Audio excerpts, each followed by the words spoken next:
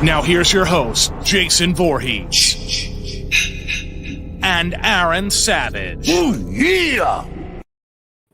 Good evening, everybody, and welcome to another edition of the Sports and Metal Podcast. We are your hosts. As always, this is Aaron Savage. As always, with me, my partner in crime right over there, Mr. Jason Voorhees. What's going on, Jay? What is going on, my metal friends? Not much, brother. Hello, everybody. Before we get started and jump off, we have to thank our sponsor, as always, La Terrain Watches. La Terrain makes the best handcrafted watches at the greatest price point you've ever seen. Valentine's Day just passed. I guess it's never too late to get a retroactive Valentine's gift. If you have somebody that you love, has a birthday coming up, no better gift than one of these watches. You're going to want to go to their website. That's la-touraine.com. You're going to use our promo code SNM. That's the letters SNM as in sports and metal. And you're going to get 10% off your purchase at checkout. Check it out. You don't want to miss this opportunity. Use our promo code. That's La Terrain Watches. You're not going to be disappointed. So, without further ado, Jay, let's get started and congratulate the Super Bowl champion, Los Angeles Rams, who did usurp my prediction. I picked the Bengals to go all the way. I really wanted Joe Burrow to win it, and I wanted those underdog Bengals to bring a title home because it's like there's no bigger underdog team maybe besides the Browns. That being said, I mean, the Rams, if somebody had to win it besides the Bengals that had like an equal feel-good story to it, it would have to be Matthew Stafford and the Rams, and congratulations to them. Yeah, I mean, I don't want to brag, but I did pick the Rams. I mean, selfishly, obviously, I said that, you know, I would have still been happy had the Bengals won, but for me, I guess I looked at it as a situation where, you know, Matt Stafford being a little older, not saying that the Rams aren't super talented and can't get back there, but Joe Burrow is so much younger, and I have a feeling he's going to be in conversation to be in the Super Bowl many, many years to come. So I was excited for Matt Stafford to, kind of finally, obviously, get over the hump. Obviously, a lot of people, to this day, still say that they're kind of, on the fence if he deserves the, being, Hall of Fame conversation. I think usually once a quarterback wins a Super Bowl and they start having stats like that, if he continues this, on this track, he probably will be a Hall of Famer. But obviously, it wasn't just Matt Stafford. There's a ton of talent on the Rams team. Obviously, as you said, congrats to them. Yeah, we're going to get more into Stafford, so we'll hold up. That is an upcoming segment we have tonight on the show. So yeah, we'll hold off on that. But before we move on, I do want to say one thing to your point about Joe Burrow. You do make a very good point. Joe Burrow is a young superstar. He's got young talent around him, and T. Higgins and, Jamar Chase. So, I mean, on paper, you think, hey, this Bengals team looks like they're going to be back. But the one thing you can never do is make that assumption. Just ask Dan Marino. That's all I'm going to say. That's all I'm going to say. You're right, and it's not just Dan Marino. There's been quite a few quarterbacks that kind of but no bigger name than Dan. In his second year, gets to the Super Bowl, the heir apparent, greatest of all time, never gets back. And Dan himself took it for granted. He played 15 years after that and never made it back. You get there in year two, coming off a 5,000-yard season, 48 touchdowns. You think you're going to be back, so don't assume. But that being said, let's talk about the Rams. Yeah, but real quick, not to kind of get off the subject, but I mean, it's about the Rams. But did you see their parade? I have to laugh, and we were making fun of them as Eagles fans because it just shows you how they have a lack of fan there in Hollywood, in LA. Like, they're not huge football fans because their parade was an absolute travesty. If you saw it, you would laugh. Like, I mean, I didn't, obviously you saw, video. I know you weren't at the Eagles parade, but you saw video. I mean, there was. But in fairness, we're talking apples and oranges. You're right. You're right. Absolutely. It's kind of sad. It's multifold. It's multifaceted, I should say. Hear me out. First of all, even the LA Dodgers, who have been there since the 50s, the old joke goes that, the fans start showing up in the third inning and they leave in the seventh because it's Hollywood. It's like going to a sporting event is almost like an afterthought, right? There's so much else. There's so many distractions, so many other things to do. I mean, so that's part of it. you don't really have the diehards, I think, that you have in cities like New York, Philadelphia, Boston. That's part of it. But the other part of it is, let's be honest, the LA never consistently has a team. I mean, I think the LA fan base would identify more with the Raiders than this Rams team right now. You know, Rams were in LA years ago. Then they were in St. Louis, and it's like I still can't get over the fact that the Rams aren't in St. Louis. I know it's been a while, but I still think of them there. You know what I mean? So, I mean, that's part of it too. And then you have the Chargers in LA now. I don't know. It's so wishy-washy with football in Los Angeles. And it makes you wonder, how does this metropolis not consistently have a football team? No, it's I think that says a lot about why the parade is what it was. No, it's a valid point by you. I just thought it was funny, and we were kind of poking fun. Yeah, but it's definitely different. But yeah. Moving on, let's talk about this Rams team, Jay. Dude, Cooper Kupp, Super Bowl MVP, right? This guy easily just had one of the greatest single seasons of any player in NFL history. Certainly, in my opinion, I think most would agree. What can you say about Cooper Kupp, dude? Like, where do you rank his season amongst all-time single-season performances in the NFL? And I don't just mean comparing him to other wide receivers. I mean single seasons for a player in any position in the league. Where do you rank this Cooper Kupp season? Well, I'm not going to lie, dude, because I kind of did a little research on it, and because I kind of discussed this on the morning show with Phil, this same subject. We kind of, we didn't spend a long time on it, but I did a little research, and you would be hard-pressed to find any player at any position that did everything that Cooper Kupp did. Like, he won the Triple Crown in receiving. Mm-hmm. He had most yardage, which second most yards of all time in history. Granted, a 17-game season, but still, phenomenal feat. Yeah, correct. Led in touchdowns and led in catches. And his catch total of 145 was only second to Michael Thomas's career record of 149. So basically, the yardage and the catch totals were second all time. Then he followed that up with 45 catches for 645 yards and 7 touchdowns in the playoffs. Dude, that's insane. Ridiculous numbers. Like, I don't. What are we talking, a 2,500 yard season all told, right? Yeah. So I mean, I'm going to tell you the guys that I kind of went back and hold on, before you do that, I want to add to your accolades, dude. Not to mention, let's not forget this guy blocks. This guy throws down blocks that get other players in position to score. I mean, Cooper Kupp does it all. He's not just like a me first, diva receiver either. I mean, this guy's down in the dirt. You know what I mean? But go on. Well, no, I mean, I think you kind of just nailed it. But not only does he do all of that stuff, he was a 3rd-round pick. Like, that's what makes it even more insane. The fact that he's done this and he wasn't like a high-profile guy coming into the league. Yeah, so getting to what I said as far as research, I kind of went back and I looked at like position by position and players that kind of had unbelievable regular seasons and then followed that up in the playoffs. And so you're talking about one guy that I could find that maybe was close at his particular position was Terrell Davis. So Terrell Davis in, I guess it was 1998, he had 2,008 rushing yards. So he eclipsed the 2,000 yards. Terrell Davis was a beast for a few years.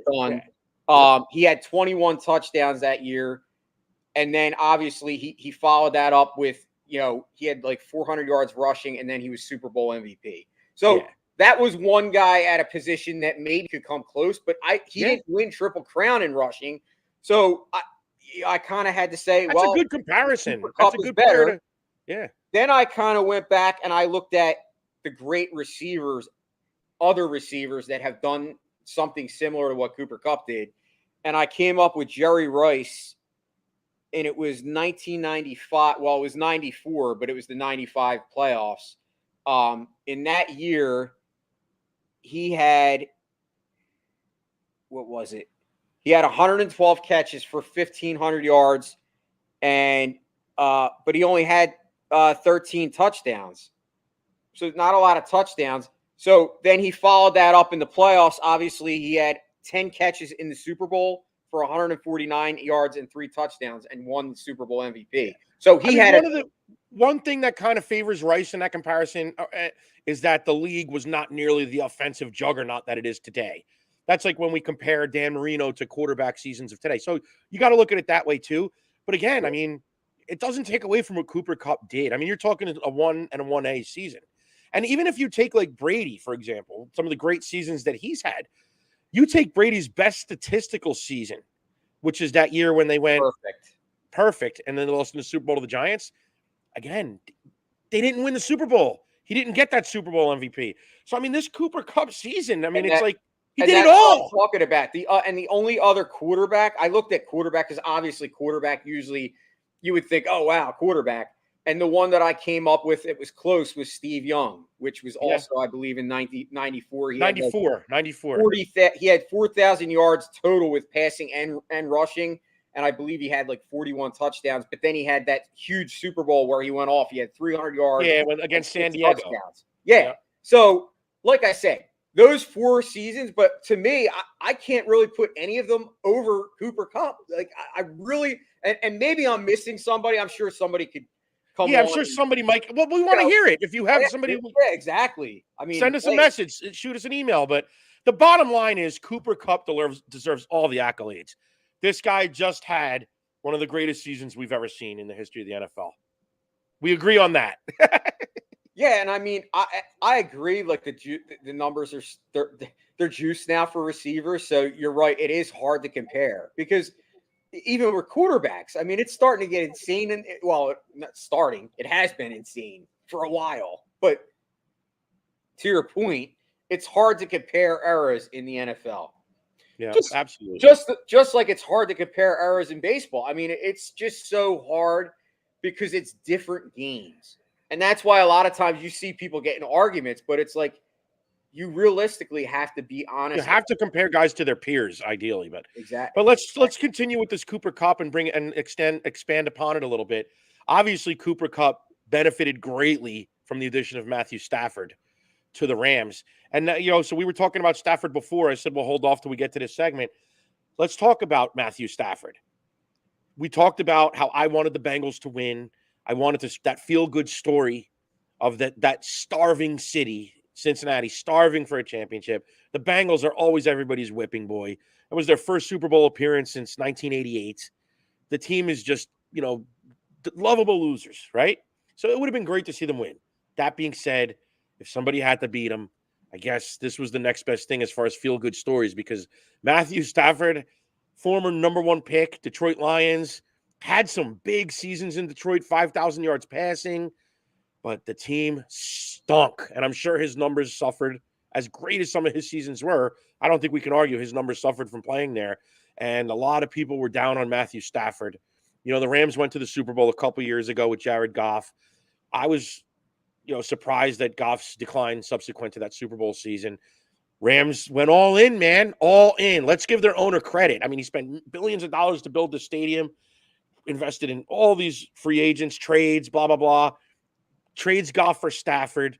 All of a sudden, Stafford answers the bell, has an amazing season, wins his Super Bowl, his first year outside of Detroit. And I think it's a redemptive story for Matthew Stafford. And you brought it up before. Is Matthew Stafford a Hall of Famer? What do you think? I mean, I think, like I said, I think if his numbers continue, if he continues on the same track that he's on, most definitely. I mean, because for me, when I look at Hall of Fame, obviously you got to have the numbers, but more so, I always look at the biggest thing that kind of gets people over the hump is actually winning that championship. If you don't have the numbers, well. Obviously, now Stafford has both. Well, exactly. Not everybody's Tom Brady who has everything. I mean, let's face it. It just doesn't happen all the time. We don't have to compare him to that. But, yeah. Here's the thing. Do I think Matthew Stafford's a Hall of Famer? Maybe today. Not yet. But I think he's now on the trajectory. I think he will be a Hall of Famer. Barring an injury that makes him retire tomorrow, I think he'll be a Hall of Famer, at this point in his career. I think he'll definitely compile enough numbers. at the very least. And now he's got the Super Bowl championship to go along with it. The crazy thing about Matt Stafford is, and why I've always loved him, because obviously he didn't really get the publicity like some of the other guys in the league because he was on the Detroit Lions and they were so bad. I mean, we've talked about that. I know he did have Calvin Johnson for like 6 years in of his career, but other than that, he really didn't have any other weapons, and their defense has been atrocious. Like probably 90% of the time that Stafford's been there. Not to mention the coaching staff. They have such turnover in the coaching realm there that you can't really, put a finger on the fact that they never have the same offense. Like, so he's had to learn new offenses probably 4 or 5 times. Like, that's not easy for any quarterback to go through that type of transition with coaches and kind of different systems. So with that being said, like, I always looked at Matt Stafford as a guy, like, if you look at his talent, he has elite talent. Like, did you see some of those throws he was making in that fourth quarter drive? He had 3 no-look passes where he was looking the other way and he threw it that way. Like, that takes a lot of talent. Not any quarterback can just do that. I mean, you're talking about Pat Mahomes, you've seen him do it. Joe Burrow, possibly. There's not too many guys that you can count on your hand the amount of guys that could do that. Yeah. Matt Stafford can. Matt Stafford has the arm strength. We mentioned Cooper Kupp. Now, and I'm not saying that Cooper Kupp wasn't good last year, because you looked at his stats last year. He had a monster season as well last year, but his stats this year were almost like on steroids. A lot of times when you see somebody's growth that extreme, you also have to give credit where it's due. And I believe Matt Stafford also has helped Cooper Kupp. Oh, there's no question. No question. Matt Stafford, if you look at it, Matt Stafford's been responsible for 2 of the greatest wide receiver seasons in the NFL history. Yeah, we talked about it. Cooper Kupp and Megatron.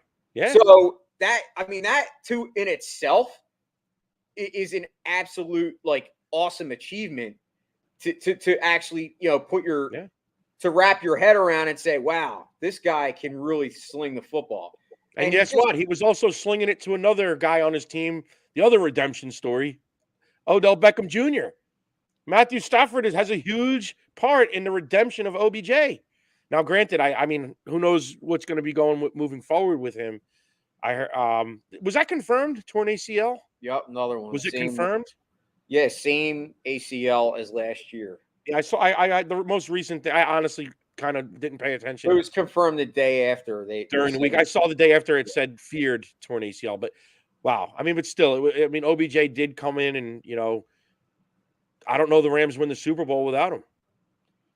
Yeah, I mean, it's crazy because I was texting you during the game, and I know I like to give you grief because of our prior show where we kind of debated OBJ, and you listen. Everyone has an opinion, and you stood by yours, and I respect you for that. And it's not that you don't like OBJ; you just didn't think that you thought he was overrated. And you know what? A lot of times I could see that argument. But I was texting you during the game. I was like, wow, OBJ has really turned it around. And then of course he gets hurt, which I really feel bad, because you got to feel bad for the guy, because he really was kind of being a gamer. I do. But that's also kind of been my knock on him, that he's always hurt. And it was different this year. The problem I had with him was the prima donna behavior for a guy that's always hurt. That's been my thing. But I'm the first to admit. I mean, well, no, and I get it. But I guess what's crazy is that if you looked at that injury too, and I kept saying it during the game, and I don't know if I said it to you. I know I texted Phil that when OBJ went down, until that fourth quarter drive, the Rams lost their mojo. Like, that was realistically the turning point in the game, because the momentum shifted because he was having it. I think he had 100 yards and a touchdown by that point when he got hurt. 72 yards, but he was having something like all that. The ball, but he was kind of getting open. Mm-hmm. He was helping, obviously having him on the field kind of helps Cooper Kupp get open himself. But when he went down, you saw it. Like, Matt Stafford before the OBJ injury was 11 of 12 for 160 yards and I believe 2 touchdowns. OBJ went down. He was 4 of his next 12. Oh, definitely. There's no question. That's what I'm saying. He meant a lot for this team down the stretch as well. I don't think they get there without him. Yeah, I mean, it's crazy, right? I mean, just to think, like you said, well, hey, they both got rings, both kind of redemption stories, and I'm happy for both of them. You got anything else to No. Let's move on. Let's move on. A subject that still talking about this MLB lockout. Dude, Jay, listen, the word came today. They've canceled games out until March 5th. Dude, we talked about it before. I'm going to get a little bit more into it now. It's disgusting and pathetic on both sides. As far as the owners go, they locked the players out. They don't need to lock the players out. We could be having spring training right now. They could negotiate. The way it would work is, okay, the collective bargaining agreement expired on December 1st. If they didn't lock them out, they would just be continuing to play and go about their business under the old collective bargaining agreement while they negotiated a new one. Instead, the owners have locked the players out. So the owners are destroying the sport. Then you look at the players who can't come to an agreement with the owners, and it's like, I understand the players have certain things that they want, but listen, let's get it done, guys. Let's come to an agreement. It's destroying the sport, and you're doing this after you just had a 60-game season 2 years ago because of COVID. And we went through all the bullshit leading up to that, where the players and the owners couldn't come to an agreement about how the players were going to be paid in the in the truncated season and what they were going to do for playoff format, blah, blah, blah. The fans didn't want to hear it. They just wanted to see baseball, and that happened. Went on for months. That's why it was reduced to a 60-game season. Then last year was kind of an abnormal year. Now you have a chance to have a full normal season, and this is what they're fucking doing? It's ridiculous. And here's the thing. Back to what I was saying. The players have a big part in this as well. I understand the system isn't perfect. Here's what's going on. It's almost like the players are coming off like entitled millennials. And it's almost like the Bernie Sanders mantra, the 1%. And it's true in a sense, but something's got to be done about it. Okay, you're going to tell me that the fans want to hear about it when right before the lockout, we find out that Juan Soto declined a 13-year, $350 million offer from the Nationals. He wants to play his next 2 years under contract to test free agency. $350 million. The players act like they have it so bad. No other sport even offers 10-year guaranteed contracts. Only Major League Baseball offers guaranteed contracts for that length of time, if at all. NFL contracts aren't guaranteed. The Players Union already has made it where they have the best situation in all of sports as far as the contracts that their players get. Now, granted, back to my original point about the 1%. Is there a discrepancy? Yes. I'm going to pull up some numbers here. It's almost like 30. Hold on. I got to pull this up. Give me 1 second, Jay. Hold on. I got it right here. Blah, blah, blah, blah. The long story short of it all, almost all the top. Hold on. I'm going to pull up the exact numbers. Bear with me 1 sec. I don't want to talk out of my ass here. Okay. On opening day 2021, 60% of the players on rosters were making less than $1 million. Of that group, 35% made less than $600,000. So there are a large number of players making $1 million or less. Okay? So that puts us at, what did we say? 60% make $1 million or less, right? So then that leaves 40%. I think something like 33% of all Major League Baseball salaries are made up by like the top 2%. Something like that. The numbers aren't exact that I'm giving you here, but something along those lines. Like the top players are making like almost all the salary. So the bottom line is, I understand what the players want. They want to make it where the younger players can get some of that money. They want to make it where teams can't manipulate the first 6-7 years of a player before on their arbitration years before they can test free agency. Like how when the Cubs brought up Chris Bryant late that year so they can get the extra year of control. I get it. The players want to change that. But the owners, I don't remember all the exact details of it. I'm not going to get back into it now. It would bore you to death. But the owners have already come like halfway here. where they are making certain changes to it.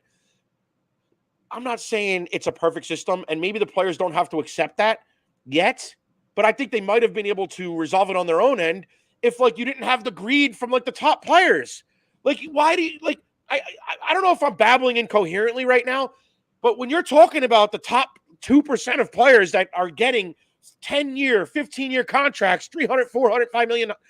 Dude, what is Mike Trout's contract? It's almost $500 million. $500 million to play baseball?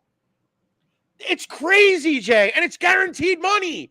And guess what? I'm not going to try to sound like the old get off my lawn guy. I get it. Some minor leaguers aren't making enough money. You hear about these guys sleeping in their car. They can't afford a nice hotel room, blah, blah, blah. But isn't that part of, like, trying to grind it out to fulfill your dream, right? Isn't that, like, part of the lure of what we always heard back in the day? Like, great sports movies like Bull Durham, how, like, broke minor league players would find groupies to pay for them, right? Isn't that kind of like rock and roll? Isn't that like Motley Crue when they were fucking broke and they all lived in one room, in a one-room apartment, and they found, like, groupies and stuff to pay for their food and stuff, and eventually they fucking got signed and made it big? Isn't that part of, like, trying to the struggle to fulfill your dream? Why the sudden sense of entitlement? Nobody's putting a gun to your head and go saying play minor league baseball, right? You're doing something that you want to do because you love it, with the hope that you're going to make it to the show. You're going to make it to the big leagues. And if you do, maybe you're good enough and you make a few $1 million. Or maybe you're like Juan Soto and you could turn down $350 million. You could turn it down. Oh, my God. It's ridiculous. But you get what I'm saying, Jay? Okay, part of the struggle is sleeping on the fucking bus in the minor leagues. Going to these fucking flea-infested southern towns in the fucking summer when it's 110 and humid. And doing that. Playing a game that you love in less than ideal conditions. And getting some kind of pay for it. With the hope that you will make it to the show. And guess what? There's guys that toiled around in the minors for 15, 20 years playing with that hope of getting that cup of coffee call-up, right? That dream of just getting called up, even if it's just for a fucking cup of coffee a week. Just to say they made it, right? And they did it for 15 years. They kept with it. They were, striving for their dream. Now there's a sense of entitlement that minor leaguers have to get millions of dollars. The fans don't want to hear it. They just want to see baseball. And if you don't want to do it, don't play minor league baseball. Go get a fucking job. Go do something else. That's all I got to say. That's all I got to say. We got Donald Conaway here. I love it. Get off my lawn. I'm that guy. At least right now I am. Not trying to be. But what do you got to add, Jay? I don't know if I can add anything, dude. That was one of the most epic rants I've ever seen you have, and I loved it. I was all here for it. I will add my 2 cents. I think you nailed it. I think it's spoiled brat millennial mentality. And I think if you see who's sticking up for the players, it's millennials. Because millennials don't get it. It's that sense of entitlement. It's okay to do this and complain about money. Millennials weren't around in 94 when we had to deal with this strike the last time around. Because I'll tell you right now, the last time around when this happened, I freaking hated baseball. And if it wasn't for the damn steroid era, I would have never been back. Dude, if it wasn't for Mark McGwire and Sosa, that 98 season, and it wasn't for Barry Bonds, I might not be watching baseball as it is now. And then here we are, they're not in the Hall of Fame. Exactly. It makes zero sense to me. And I guess, like I said, dude, it's spoiled brat mentality. It's millennials. They think that they're entitled to everything. And it's a problem. It is a definite epic problem. And can I tell you right now, Aaron, and this is what's sad, because you and I both know that to us, no matter what, we love football, but baseball's our number one love. But I'm going to tell you right now, dude, we're not the majority, dude. We're the minority. Oh, certainly not anymore. Can I tell you right now, baseball to me, if it weren't for hockey being such a piss poor sport itself, baseball would be the 4th sport. And I wouldn't be surprised if baseball continues down this road. If soccer overtakes it as being the 4th sport, and hockey and baseball go to the freaking basement because baseball does not understand what's happening. They could care less, dude. They're tone deaf to the fact that if this season gets 60 games, there's going to be a lot of people that do Well, say, dude, if there's any games knocked off the season, because the fans don't deserve it. They don't deserve it. We've dealt with COVID. We pay their salaries. We buy the tickets that are overpriced. It could cost you $500,000 depending on where you sit to take a family of 4 to a baseball game. And there's 81 home games. It's not like football where there's only 8. So maybe you go to a couple and you splurge for a lot of money. You're fucking getting season tickets to baseball. You might have a partial package, 21 games, right? Who the fuck can afford that? Dude. And then, like I said, during COVID, all we wanted was the sport, and they couldn't come to an agreement to play. Now, fine, that happened. We got through it. But don't, less than 2 years later, do it again worse when the fans want it. And like the points I just made, I think are very valid. Nobody wants to hear, and we had a commenter here from Donald Conaway before, nobody wants to hear billionaires and millionaires arguing over money. And I think I tried to elaborate my point. I understand the players' concern is with the younger players or the minor leaguers. They want them to be treated better. And I don't have a problem with that. But it doesn't mean that it's worth shutting the fucking sport down when they're getting more money than they have in the past. Things are changing. And I go back to my original point. Nobody's forcing you to do it. You play a game that you love, and it's not like hockey or basketball in the NFL where guys get drafted right out of high school sometimes, or the NFL, they go to college and they get drafted right out of college, right? MLB, guys don't necessarily go to college. They get signed out of high school to play professional baseball at the minor league level. A lot of these guys choose that over going to college. Some guys choose to go to college and then get drafted, but a lot of guys go right into pro ball, and they know that they're not going to make a lot of money. You go in there knowing that, right? But you're doing it because you believe in yourself and you believe in the dream, and you want to fulfill your dream. And if you don't want to fulfill your dream, then don't do it. And don't start bitching about the money, because guess what? Again, I'll say it over and over again. It's always been that way. The players probably get treated better than they ever have in the past, and you're playing with the hope of making it to the show. It's like, again, being in a band. Like, today, kids don't get it, right? This is, I guess, another good comparison. Today, kids can just go on fucking YouTube, act like idiots, and become famous on the internet for doing, like, stuff that involves no talent, right? Some stupid keyboard fucking noise and some mumble rap. And like the Island Boys. I'm an island boy. I just try to make. I don't know if you saw that. Go look it up if you haven't seen it. These are the people that we're making famous in 2022, right? So people think that they're just entitled to this, right? Back in the day, kids in high school would pick up bass, guitar, their friend would play a drummer, right? They'd go, one of the parents would let them practice in the garage, and they'd play in high school bands, and then they'd join other bands, and sometimes they'd play in nightclubs, and they'd get no sleep, and they did it for years, and they toiled around in bars. And maybe if they were lucky, they got signed, because there's a term, you may have heard of it, it's called starving artist. They're starving because they're doing what they love with the hope of fulfilling a dream, not because they think they're going to make a ton of money out of nowhere doing it, right? Nobody becomes a writer thinking that they're going to be rich right away, right? You're doing it because you love it, right? You're playing in a band because you love it.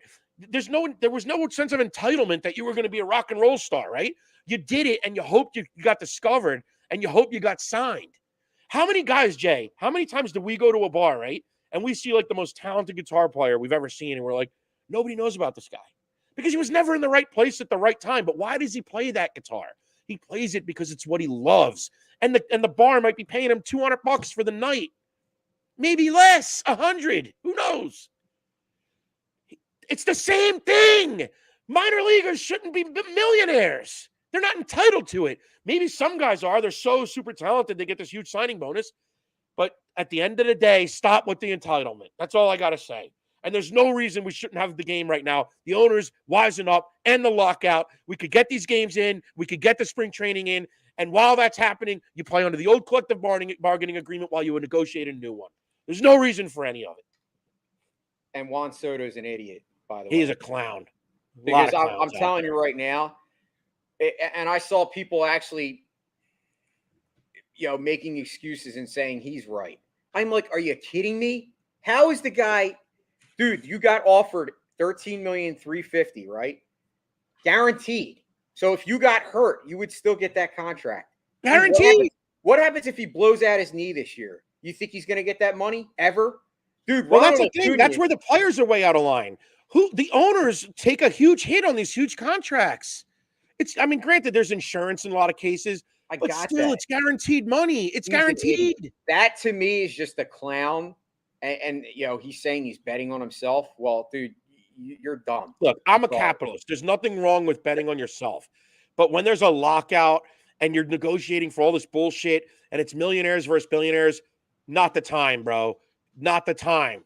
Not the time. The fans don't want to hear it. Keep your mouth shut. Shut. Anyway, let's move on before I blow a gasket. More on baseball. Anyway, dude, Matt Harvey this week, his testimony. Dude, crazy. Well, let's just back up again. What's his name? K on the Angels. Why am I drawing a blank on this dude's name? Mike K. Michael K, right? Yeah. He was the communications director for the Angels. Eric K. I'm sorry. I was drawing a blank on his name. Eric K, communications director for the Angels. He was a drug dealer. He was employed by the Angels, and he was dealing opioids to Tyler Skaggs, who OD'd, died in a hotel in 2019. Anyway, apparently a lot of other players on that team also got drugs from Eric K, including Matt Harvey, including Garrett Richards. Anyway, Matt Harvey this week, huge testimony that he was using cocaine in his years with the Mets. He still was using it with the Angels. Dude, I'm not shocked, Jay. As a Mets fan, dude, I remember those starts where his nose would spontaneously start bleeding. And at the time, we were like, oh, this dude's badass. Now it's like that didn't age too well. Clearly, he was doing coke the night before, and his nose started bleeding the next day. Yeah, I mean, from being all irritated. I mean, unfortunately, it just shows you that athletes are human. I mean, a lot of athletes struggle with addiction, and he obviously has an addiction problem. I mean, I did hear a report that he contemplated suicide, which Terry Collins said tells me that the guy has some issue, and I feel bad. I like Matt Harvey. I feel like Matt Harvey's a case to me of a player that kind of had so much talent and just kind of like, I don't know if it was just injuries, but like I remember when you used to tell me, dude, the Dark Knight, that was like his nickname. And it was just like every time I would see him start, like he was like this larger than life pitcher. And I remember when, because obviously I'm not a Mets fan, but I would talk to you all the time. And, obviously we went to a lot of games together. And I remember when they had, Matt Harvey, Syndergaard, they were both coming up, and it was like, you were all excited about that. And now it's like, here we are, and we're talking about Matt Harvey, like, and at the time he was doing coke. Like, it's crazy to me. Yeah, I mean, he's worried he might never play again. I mean, between me and you, I think he would get a job again. I mean, look at Dwight Gooden. But, I mean, if he doesn't get a job, it's going to be more because of his performance combined with these revelations. But, I mean, I think what it does, it speaks more to a bigger problem in baseball than we probably realized. Well, let me just back up for a minute. First of all, I know I'm joking about, we thought he was a badass. His nose started bleeding. We didn't know. I think we'd be stupid to not say as Mets fans that we didn't think. Dude, I don't know if you remember in like May of 2018. I don't remember what it was, 2017. He didn't show up one day for work. He didn't show up to the stadium. They thought it was because he broke up with that model he was dating, but he was probably up all night partying and couldn't make it into the stadium. He didn't show up for a game. He wasn't starting that night, I don't believe, but still, you got to report. He didn't even show up. So, I mean, the writing was on the wall. He was like a night owl. He was always out in the clubs. Fame got to him. He was another young player that New York sucked up, right? Sucked him up, spit him out. So I think this goes on a lot more than we realize, and I think the bigger concern is look what was going on with the Angels. All these guys using opioids. From Eric K, who, by the way, was found guilty. He faces a minimum 20 years in prison. Eric K. I'm not going to lie. I'm happy about that because that needs to happen more often with all these dealers that are, especially with the opioids. I mean, it's the opioids are like really the scourge of the freaking earth right now. And as this is happening, the Sacklers, who invented, oxycodone and basically created a nation of addicts, run free. The Sacklers run free. It's Major crazy. problem, man. There's no reason people need oxycodone and morphine and shit unless they're like on their deathbed. The fact that that shit even became available legally is insanity. Insanity, and created a nation of heroin addicts. It's scary to think that with the education we have about how addictive this shit is, that players are in some cases prescribed it, and that this can happen in a clubhouse. Well, that one good thing I guess that came from the Tyler Skaggs death, if there's anything that could come good, was that MLB did change their random drug testing program to include opioids and other drugs. It used to only include like performance enhancing drugs. Now it includes the other drugs as well. It used to be like you could only test for like cocaine or opioids if there was like reason, right? Now it's just part of the random testing. But No, I it's mean, like one light at the end of the tunnel, or one positive to take. That would be it. you're right. I mean, obviously, I remember when it happened. I remember when Tyler Skaggs, was found dead, and it was just crazy. Like, and obviously it took a while for the report to come out, but then, obviously, they found all these drugs in his system. But like you said, it has to happen a lot more. We just don't, unfortunately, fortunately, people don't die, but it's unfortunate that it took a death of this kind of magnitude to like come to, to make, Major League Baseball, fix that, the drug program that they, obviously, and the rules.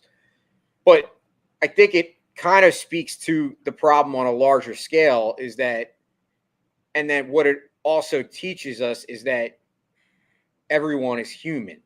Like, a lot of times we look at these athletes and we kind of believe like we put them on a pedestal, and sometimes I think, they're larger than life. Like I said about Matt Harvey, like, you don't really look at it and say, dude, they could have an addiction, because like, let's face it, dude. And obviously I could speak from experience. I mean, I've talked about it on the show with, numerous times about my struggle, and it realistically could be anybody. Like, it doesn't matter how much money you have. In fact, I would argue that the people that have more money end up getting more involved in it because they have the resources. Because it's more accessible, of course. Yeah. So, like I said, unfortunate. I do feel bad for Matt Harvey. Obviously with the suicide, that's a serious thing, and that's hopefully, that's scary. hopefully he's right mentally, because like I said, that's what I'm worried about more, first and foremost, more than anything. I mean, I would like to see him have another chance, to maybe, I don't know. You know what, Jay? I will say this. Becomes a bullpen pitcher and like maybe like carves out a second career. Yeah, he becomes a closer. Yeah. I just was thinking about that. It just came to me in the spur of the moment. But I was going to say another thing that might be positive from this is just getting it off his chest. There's been so many whispers about Harvey for so many years. And this is like, granted, he did it because he was granted immunity. But regardless of what the reasons were, to actually come clean and say all this stuff, maybe now he can actually have the support he needs around him. He doesn't have to hide anything, and maybe a team does give him another shot. So we'll see. Yeah. Anyway, we've talked about the insanity of Major League Baseball. So why don't we get to the picks of the week and continue to talk about the March of the Insane, which is my pick of the week, Jay. Dude, did you hear the new Foo Fighters? You did. I want you to play the beginning for the audience. All right. So this is Dream Widow, which is Foo Fighters.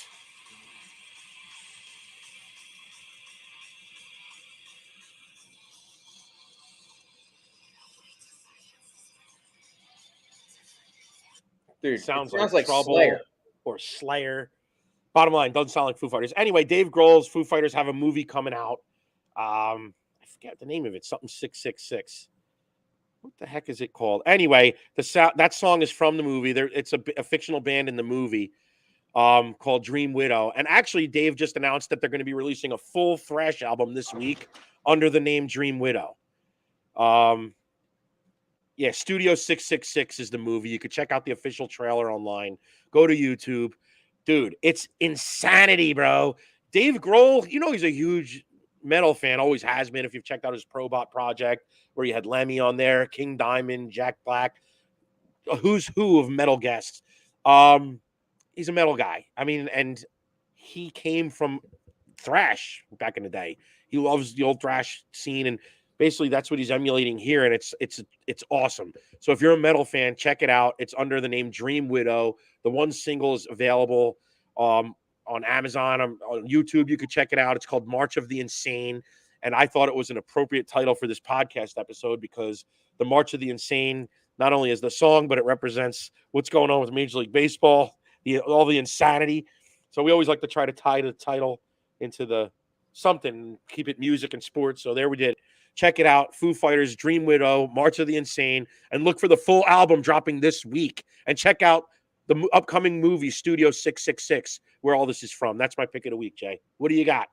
Dude, it's friggin' awesome. Like when you told me about it and I listened to it, right away I could hear Slayer. It sounds like Show No Mercy. The album. Yeah, that's what I mean. It sounds like early Slayer. Yeah. Yep. Honestly, I was blown away. Okay, well, I'm going to give the audience a little taste of my pick of the week before I announce it and see. They'll probably be able to pick it up because it does have a distinct sound. But this is from my pick of the week, and this is the second track, Let the Dark Do the Rest.